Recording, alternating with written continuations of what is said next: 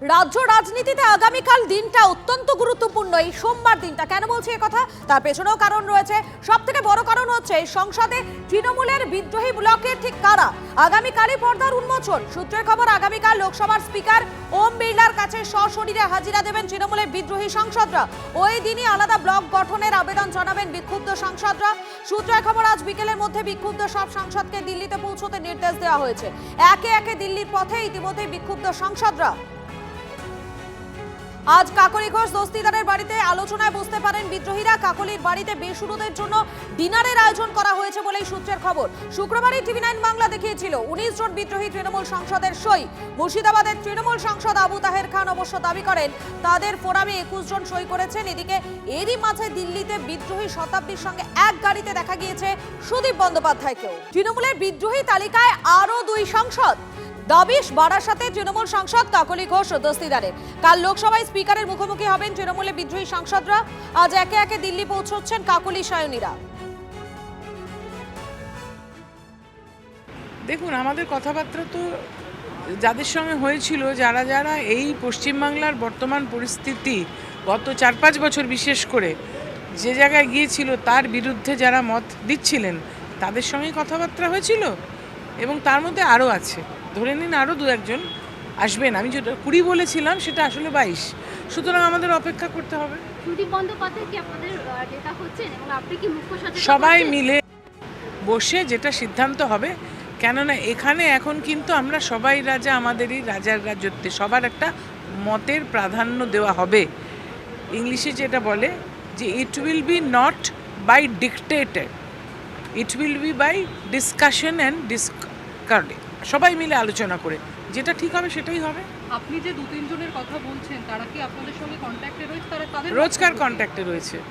তাসের ঘর তৃণমূল। আজ দেখুন আজকের ছবি আপনাদেরকে দেখাচ্ছি। এক এক করে যে সমস্ত সাংসদরা আজ দিল্লির উদ্দেশ্যে রওনা দিয়েছেন। কাকলি ঘোষ দস্তিদার, দেব, সায়নী ঘোষ, মালা রায়, জুন মালিয়া, শর্মিলা সরকার প্রত্যেকে এক এক করে আজ দিল্লির পথে রওনা দিয়েছেন। এবং মমতার হাত ছাড়ছেন কি আরো 2 সাংসদ, এটাই এখন সব থেকে বড় প্রশ্ন। কেননা মুর্শিদাবাদের বিদ্রোহী তৃণমূল সাংসদ আবু তাহের খান ঠিক কি দাবি করেছিলেন সেই বক্তব্য আপনাদের আরো একবার শোনাই।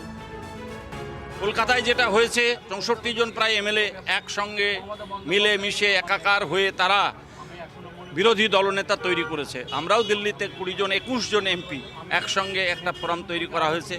আমরা ইস্যুভিত্তিক যখন প্রয়োজন হবে আমরা নিজেরা পরিচালনা করে আমরা ইস্যুভিত্তিক কোথাও সমর্থন করব না, কি হবে না হবে আমরা ঠিক করব স্বাধীনভাবে।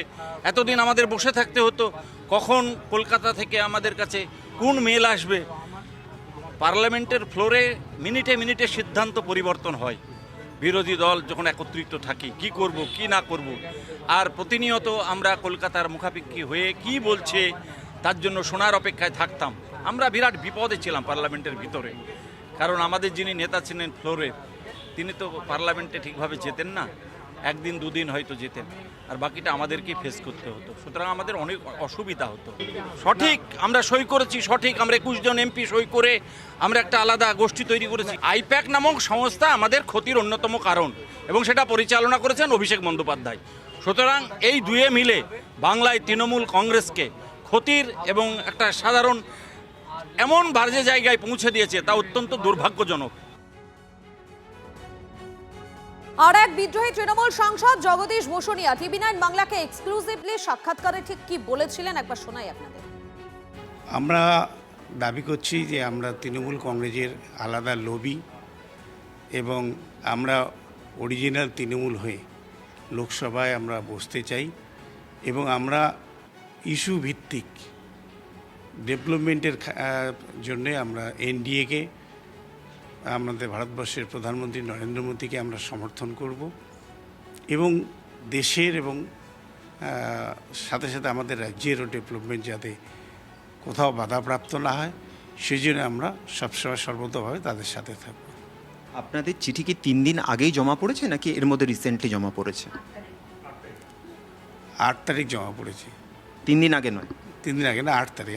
আমাদের লোকসভায় চিফ হুইপ হিসেবে কাকলি ঘোষ দস্তিদারি ছিলেন, এবং শতাব্দী রায় ডেপুটি চিফ হুইপ ছিলেন। সেই অনুযায়ী তারা কাগজটা জমা দিয়েছে। নতুন করে তো এখনও তৈরি হয়নি। কল্যাণ ব্যানার্জিকে ওরা করেছে, সে তো আলাদা ব্যাপার, সে তো লোকসভায় গৃহীত হয়নি। লোকসভার বিক্ষুব্ধ তৃণমূল সাংসদদের গদ্দার বললেন দলেরই সাংসদ কীর্তি আজাদ। শোনাবো আপনাদের। जाने दो, फर्क नहीं पड़ता, मालूम है सबके बारे में, जाने दो। मैं उम्मीद या ना उम्मीद से नहीं होता, चली गई ना तो जाने दो, क्या रोना। वैसे लोगों के लिए क्या मैसेज, गद्दारी है और क्या है भैया। आप तृणमूल के सिंबल पर जीते ना, ममता बनर्जी ने आपको दिया ना। तुम्हें काम नहीं पसंद है, तुम छोड़ दो, राज्यसभा के लोगों ने रिजाइन कर दिया, तुम भी कर दो, लेकिन सत्ता में बने रहना है, बस यही है। केस ना हो, अगर गड़बड़ी की है तो मेरे पर केस नहीं होना चाहिए, मैं जेल नहीं जाना मुझे जेल नहीं जाना चाहिए,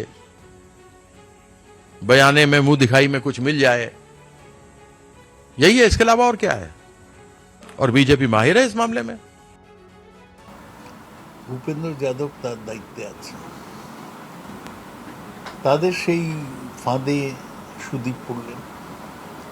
এটা আমার পক্ষে দুঃখজনক। সুদীপকে আমি বহু বছর চিনি, আমার সাথে 3-4 দিন আগেও কথা হয়েছিল, বলেছিল যে আমি কোথাও যাচ্ছি না, কিছু পদক্ষেপ নিলে তোমায় জানিয়ে নেব, কিন্তু কিছুই জানাইনি। দেখলুম শতাব্দীর সাথে বিজেপি নেতা ভূপেন্দ্র যাদবের বাড়ি পৌঁছে গেল। তা বিজেপি তো আমাদের রাজনৈতিক প্রতিপক্ষ, তাদেরই যদি বাড়িতে পৌঁছে যায় তাহলে নীতি, আদর্শ, নৈতিকতা কিসের আর মূল্য থাকে।